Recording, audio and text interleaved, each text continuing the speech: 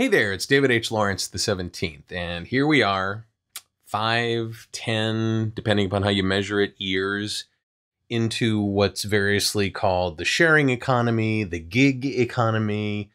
I see articles all over the place, really calling the emperor out for having no clothes when it comes to the benefits and the promises of this gig economy. And it has application to us as performers.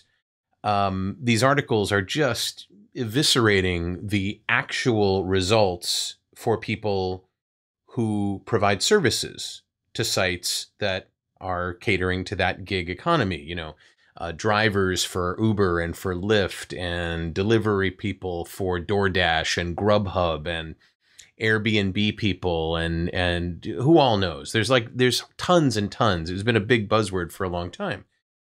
And like one of the articles was titled, "The Sharing Economy Was Always a Scam." That's a little harsh, but it seems to be more and more the truth. And we have our own gig economy in the world of performance. And probably the most obvious example of that is Fiverr. Fiverr began as a site where you could get people to do things for you for $5.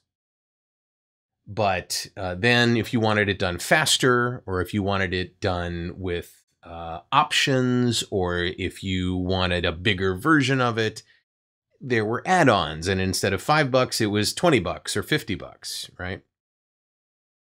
And I know that there are a lot of voiceover talent on Fiverr.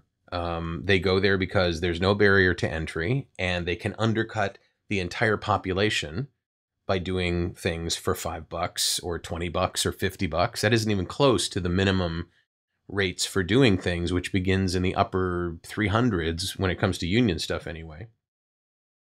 I just wonder how long it's going to take for everybody to realize just how destructive this process is. I mean, the promise was anybody can play, you can charge what you want, you can offer what services you want, you can do it when you want, and for how long you want, and how often you want. And the promises made by some of these sites like Uber and Lyft was like, you know, you can make a great second income, or even make it your own income if you want to do it full time. So, but it becomes a race to the bottom. And the race to the bottom continues. They just reduced the rates that they're paying drivers by the mile on Uber. And I don't know if Lyft's going to follow. Lyft is going to be the first one to go public. But it's kind of interesting that this sharing gig economy, which has a lot of socialist and, populist overtones to it, people are just sharing. They're just like, hey, let me give you a lift. Let me give you a ride. Surf my couch, but it turns out that in the end, these gig economies, these sharing economies, each one of these is controlled by these big, massive companies. Uber has $60 billion in the bank. $60 billion. That's not socialist. That's not communist. That's not a sharing economy. That is a pure megalopoly, mega capitalist thing, And it's really interesting. It's not for the commoner, it's for the company.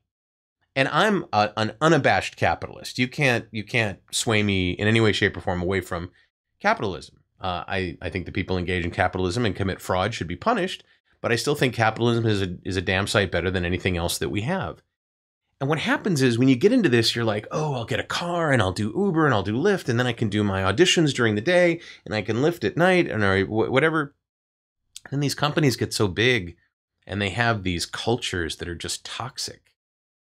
And then the money isn't what they promised, like ever, unless you really do a lot more work than they said you'd have to make decent money, right? And then the novelty wears off. And then people start cutting corners and gaming the system. There's this thing that Uber drivers sometimes do, not so honest Uber drivers, where they do things that let them cancel a ride and get a fee for it, or they'll pretend somebody who was drunk threw up in their car, and they'll get a cleaning fee when that never happened, but the drunk person doesn't remember whether it happened. And they also stop looking at this as an independent contractor situation. They're like, you know what? We're actually employees, and we'd like to unionize, and we'd like to have benefits. And okay, well, you're going right back to the typical worker company relationship and looking for those protections, right? So with Fiverr, there's no union, there's no protections, there's no nothing. But what there are people who are willing to do this work for 5 or 10 or 15 bucks. And what that does is it pulls down the value of what everybody does. Now, if you're working on Fiverr and doing things to make ends meet, I'm not demonizing you for doing that. But what I am saying is consider the money that you're leaving on the table and what you are doing to your fellow voice talent in terms of value, right? In the video that I did about IKEA and the way they sell based on price and we sell based on the value to our customer and their ability to sell better products and services, make more money.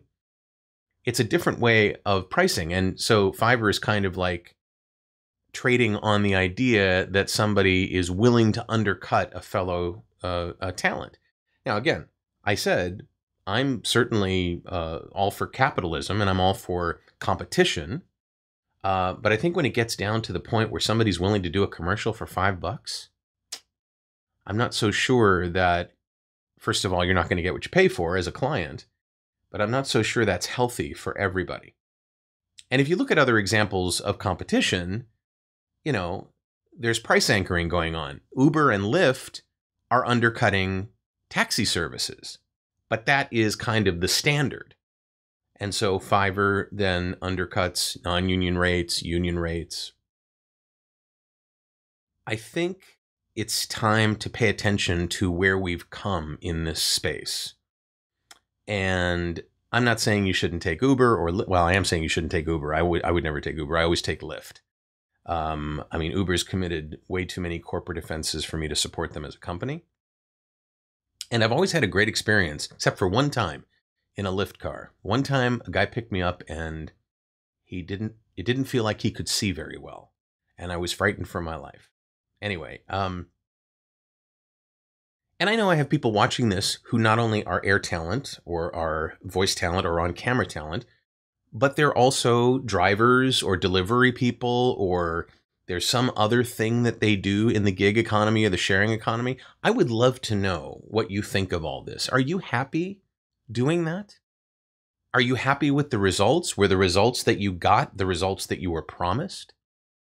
How do you feel about the company for whom you do the work? The Lyfts and the DoorDashes and the Ubers and the GrubHubs and the Airbnbs of the world.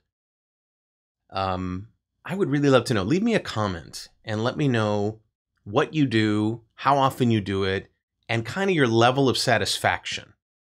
Is it what they said it was going to be? I have my idea, and I'd love to know yours.